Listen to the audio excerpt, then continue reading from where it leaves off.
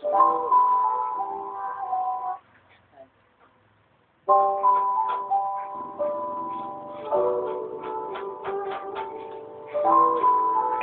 niyo si Kuya Pwede.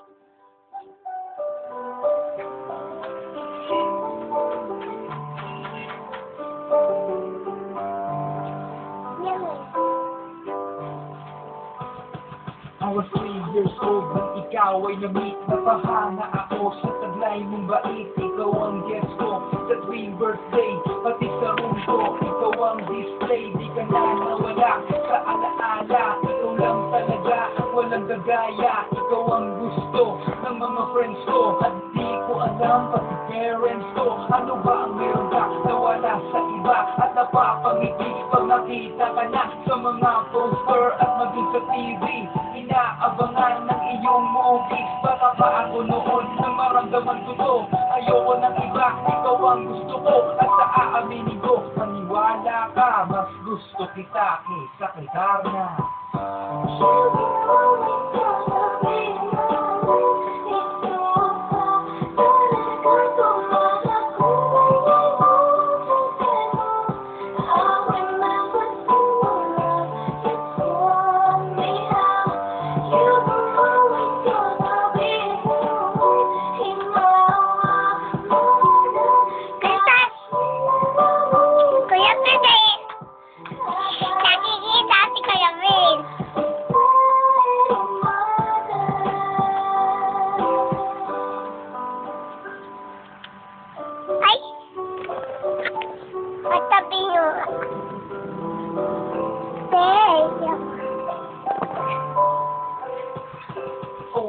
Oh why, bakit ganito? Gusto ko ikaw na nasa tabi ko. Mga poster mo at mga magazine.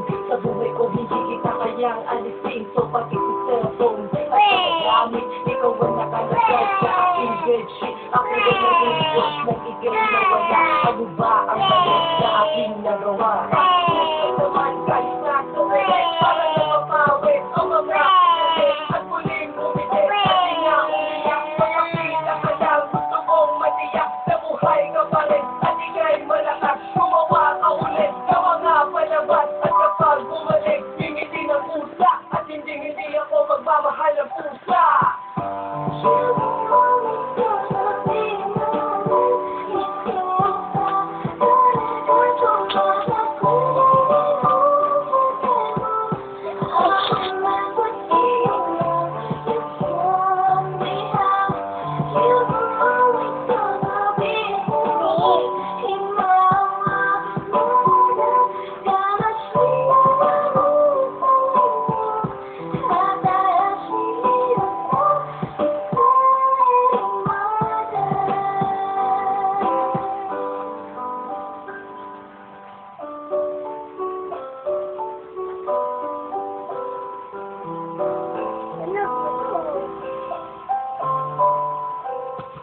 Lumipas ang mga taon na nanatili ka pangarap na isindi-undi ng mundo para ka siyang mahanap ng pagkatili sa pagmakita ka na sa larawan. Gusto ko ay makasama ka, handa ko nang iwanan ang lahat ng kayamanan pati GF ko. Sabihin mo magkano ba ang TF mo? At aking ibibigay, tanggapin mo lang ako. Okay lang sa akin kahit alipin mo ako. Sabi ng ama ko, nabubuwang ako. Sabi ng ina ko, di ka raw totoo. Isang ito, binigyan ng buhay. Pero sa mundong ito, di ka raw tunay. Isa kang nilikha, para nasa bata. Kaya pala ikaw ay tumatanda. Pero kahit ganito, sana ay tandaan. Gusto ko maging katulad mo, Batman.